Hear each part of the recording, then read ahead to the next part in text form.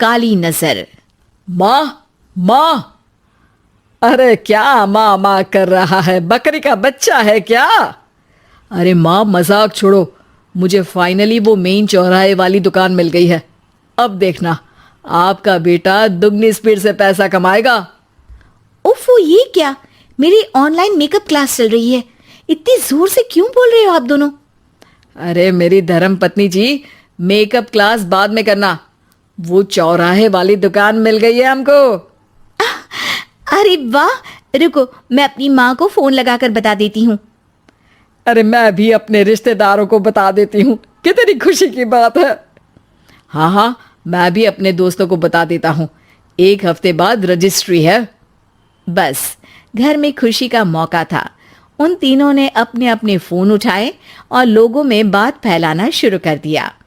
और रही सही कसर श्वेता बहू ने अपने पड़ोस में सबको बताकर कर दी। अरे वर्मा आंटी, अब हम भी जल्दी कार ले लेंगे, घर का रेनोवेशन होगा और ठाट से रहेंगे हम भी। अरे ऐसा क्या हुआ? लॉटरी बाटरी लग गई है क्या? अरे इस बार चौराहे वाली मॉल में हमको भी दुकान मिल गई है, दुकान नंबर 21, जो एकदम चौराहे पर है। अब ग्राहक बढ़ेंगे तो आमदनी भी बढ़ेगी ही ना। अरे वाह, कितनी खुशी की बात है। मैं बहुत खुश हूँ तुम्हें इतना खुश देख के। बाकी एक बात कहूँ, सबको मत बताते फिरना, किसी की नजर लग जाएगी तो खुशी की खबर वापस लौट जाएगी। हैं? ऐसे थोड़ी ना होता है, अब डरा रही हो। अरे सही कह रही हूँ, काली नजर कहते हैं इस चीज को, जब आप किसी को कुछ बताओ और वो काम बिगड़ जाए। अरे लेकिन मैं तो... तुमने सबको बता दिया ना? हाँ, फोन लगा लगा के। अब बच के रहना, काली नजर बड़ी खतरनाक होती है। श्वेता इतनी खुश रहती है कि वो वर्मा आंटी की बात पर ध्यान ही नहीं देती, जबकि पड़ोस में और भी लोगों से खुशी की खबर शेयर करती रहती है। अगले दिन राजेश बहुत दुखी होकर घर आता है। अरे बेटा क्या हुआ? मुंह क्यों सूजा हुआ है? मधुमक्खी ने काट लिया क्या?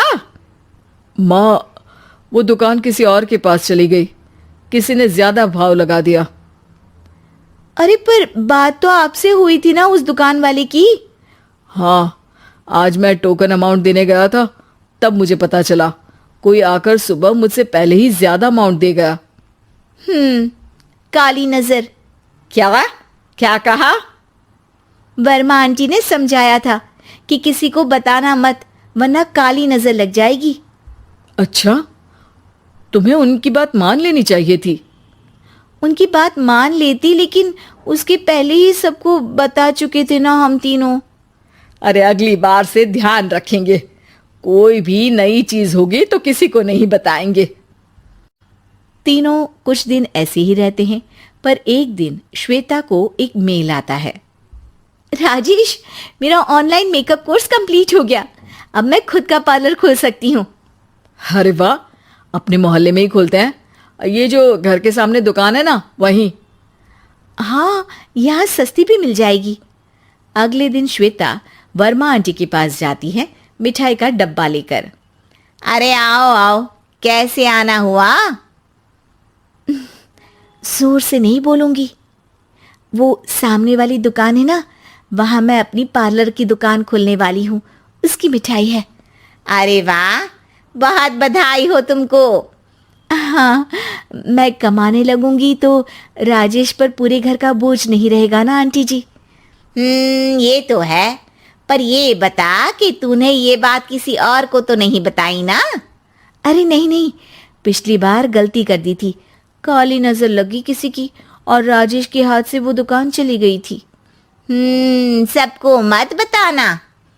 चलो मैं चलती हूँ, कल दुकान की बात करने भी तो जाना है। अगले दिन श्वेता दुकान के लिए मालिक से बात करने जाती है। अरे लेकिन दुकान तो हम कल रात को ही किसी को दे चुके हैं। कल ही? हाँ कल ही, 2 दिन बाद कोई यहाँ पार्लर भी खोल लेगा, अब कहीं और दुकान देख लीजिए। अरे पर हमको भी तो पार्लर ही खोलना था। हाँ भाई, एक ही दुकान है, आधी आधी तो नहीं दे सकता ना मैं। राजेश और श्वेता घर पर हताश होकर आ जाते हैं। इस बार तो किसी को बताया भी नहीं था, अब किसकी काली नजर लग सकती है? सुनो, तुमने माँ को बताया था क्या? अरे कैसी बात कर रही हो, माँ की नजर थोड़ी ना लगेगी। पक्का तुमने किसी को नहीं बताया था ना? सिर्फ वर्मा आंटी को बताया था, उन्होंने ही मुझे किसी को नहीं बताने को कहा। अरे यार, तुम भी सही हो, मेरी माँ को नहीं बताने को कह रही हो, पर वर्मा आंटी को बताना तुम्हें जरूरी लगा। अरे वर्मा आंटी ने ही तो काली नजर के बारे में बताया था ना, वो हमेशा हमारा भला ही तो चाहती है। मेरी माँ भी हमारा भला ही चाहती है। अरे पर चिल्ला क्यों रहे हो? बात नहीं कर सकते क्या आराम से? नहीं आता वो आराम से बात करना, और करना भी नहीं चाहता हूं मैं। दुकान जाने का दुख गुस्से में बदल गया था और राजेश और श्वेता में बात बंद हो गई थी।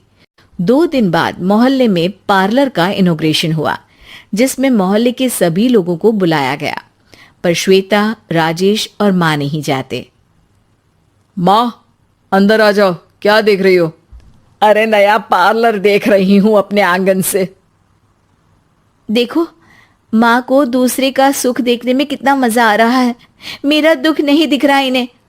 यह मेरा पार्लर भी तो हो सकता था। अरे चुप रहो यार, हर बात में लड़ाई क्यों ढूंढ रही हो? राजेश और श्वेता फिर बहस करने लगते थे। तभी माँ ने दोनों को बाहर बुलाया। अरे जरा देखो तो, दुकान चलाने वाले का बोर्ड पर नाम क्या लिखा है? श्रुति वर्मा। गाड़ी निकाले बेटा, हमें कहीं जाना है। काली नजर का इलाज कराने? राजेश अपनी बाइक निकालता है। तीनों ट्रिपलिंग कर रहे हैं। माँ राजेश को उस मॉल वाली दुकान पर लेकर जाती है जहां राजेश अपनी दुकान खोलने वाला था। यही दुकान लेना चाहता था ना तू? हाँ, पर इनको भी दुखी करने लेकर आई हो क्या यहाँ पर दुकान दिखाकर? वहां काफी नहीं था? अरे श्वेता, थोड़ा सब्र रख, अभी पता चलेगा कि हम यहाँ क्यों आए हैं। बता, इस दुकान चलाने वाले का नाम क्या है? अनुपम वर्मा। कुछ समझ में आया? वो दुकान वाली श्रुति वर्मा, ये दुकान वाला अनुपम वर्मा, और हमारे पड़ोस में हमने उस दुकानों के बारे में बताया किसको था? अब वर्मा आंटी को। मतलब वर्मा आंटी ही हमारा काम बिगाड़ रही है? नहीं नहीं, ऐसा नहीं हो सकता, ये बस इत्तेफाक है। राजेश अपना फोन निकालता है और श्रुति वर्मा और अनुपम वर्मा के नाम फेसबुक पर सर्च करता है, जहां ये दोनों ही वर्मा आंटी के रिश्तेदार होते हैं। श्वेता को समझ में आ जाता है कि वर्मा आंटी की ही नजर काली नजर है। अब क्या करना है? कोई भी खुशी की खबर हो तो काली नजर से बचना है, यानी वर्मा आंटी से बचना है। अरे पर मुझे ये समझ में नहीं आया कि वो हमारे साथ ऐसा क्यों करेंगी। अरे बेटा, एक सीख है, दूर के आदमी को आपकी तरक्की से कम परेशानी होगी, पड़ोसी को ज्यादा। दोनों माँ की बात में हामी भरते हैं और अगला काम चुपचाप करने की कसम खाते हैं, ताकि आगे से वर्मा आंटी कोई काम ना बिगाड़ सके।